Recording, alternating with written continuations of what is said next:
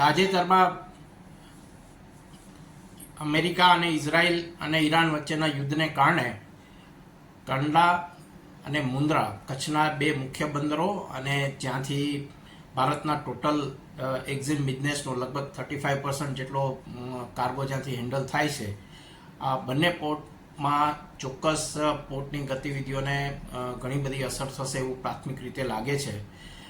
ખાસ કરીને જે રેડ સીનો જે કોરિડોર છે શિપિંગનો, એ કોરિડોર એશિયા અને યુરોપિયન કન્ટ્રીઝને વેસ્ટર્ન કન્ટ્રીઝને જોડતો મેઇન કોરિડોર છે. અને આ કોરિડોર છે એના ઉપરનું જે લોજિસ્ટિક મુવમેન્ટ છે એ ઘણી બધી અફેક્ટ થવાની પૂરેપૂરી શક્યતા છે. અને આને કારણે જે તાજેતરમાં યુરોપિયન યુનિયન સાથે આપણે ટીટી કરી છે, એના કારણે જે યુરોપિયન કન્ટ્રીઝ સાથેનો જે કોઈ એક્ઝિમ બિઝનેસ છે એ પણ અફેક્ટ થશે એવું અત્યારે પ્રાથમિક રીતે લાગી રહ્યું છે. અને પર્ટિક્યુલરલી ઈરાન અને ઇઝરાયલ સાથેના વેપારી સંબંધોની વાત કરીએ તો અત્યારે ઇઝરાયલમાં છેલ્લા 10 વર્ષમાં આમ જુઓ તો ભારતનું ઇઝરાયલ ખાતેનું જે એક્સપોર્ટ છે એ લગભગ 21% જેટલું વધ્યું છે. અને સિમિલરલી ઇઝરાયલથી જે ઇન્ડિયાનું ડિફેન્સ અને ટેકનોલોજી ક્ષેત્રનું મેઇનલી જે કોઈ ત્યાંથી જે કોઈ આપણું ઇમ્પોર્ટ છે, એ ઇમ્પોર્ટ પણ આ વોરને કારણે અસર થશે ને ભારતની જે કાઇન્ડ ઓફ ટેકનોલોજી અને ડિફેન્સને ક્ષેત્રની જે ઇમ્પોર્ટ સપ્લાય ચેઇન છે એ થોડી ડિસ્ટર્બ થશે.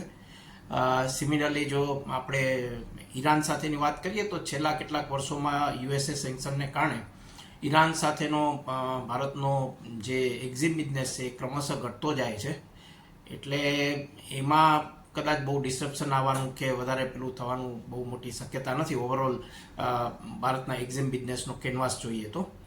અને યુએસએની વાત કરીએ તો જે વેસ્ટર્ન કાઇન્ડ ઓફ ડિસ્ટર્બન્સ આ વેસ્ટર્ન કોરિડોરમાં જે ડિસ્ટર્બન્સ છે શિપિંગના, એના કારણે એ પણ ચોક્કસ હાલ પૂરતો તો અફેક્ટ થશે. આમ તો ઓવરઓલ જોવા જઈએ તો વર્લ્ડ ઇકોનોમી આખી ટર્બ્યુલન્સમાં છે અને એના કારણે એક્ઝિમ બિઝનેસ સૌથી પહેલાં અફેક્ટ થશે.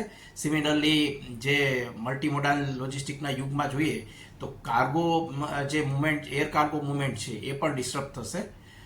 અને સાથે સાથે મેઇનલી બીજી રીતે આપણે જોઈએ તો એવું કહી શકાય કે ઓવરઓલ આ બિઝનેસને પાછું ટ્રેક પર આવતા પણ ઘણા બધા વર્ષો લાગશે.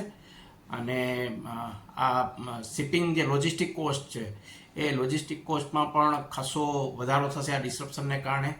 અને ઇન્ડિયાની જે મેન્યુફેક્ચરિંગ અત્યારે ઇમ્પોર્ટ બેઝ જે મેન્યુફેક્ચરિંગ એક્ટિવિટીઝ છે એ પણ ખાસી બધી ઇફેક્ટ થશે. ઓવરઓલ એક્ઝિમ બિઝનેસને અત્યારે તો એવું દેખાય છે કે જો આ લાંબુ ચાલ્યું અને જો અત્યારની પરિસ્થિતિ કન્ટિન્યુ રહી તો સમગ્ર ભારત અને સમગ્ર વિશ્વના એક્ઝિમ બિઝનેસમાં ઘણો બધો અસર પડશે. ને ખાસ કરીને મુન્દ્રા અને કંડલામાં એક્ઝિમ બિઝનેસ અને એન્સિલરી જે કોઈ એક્ટિવિટીઝ છે એ લાર્જલી અફેક્ટ થશે.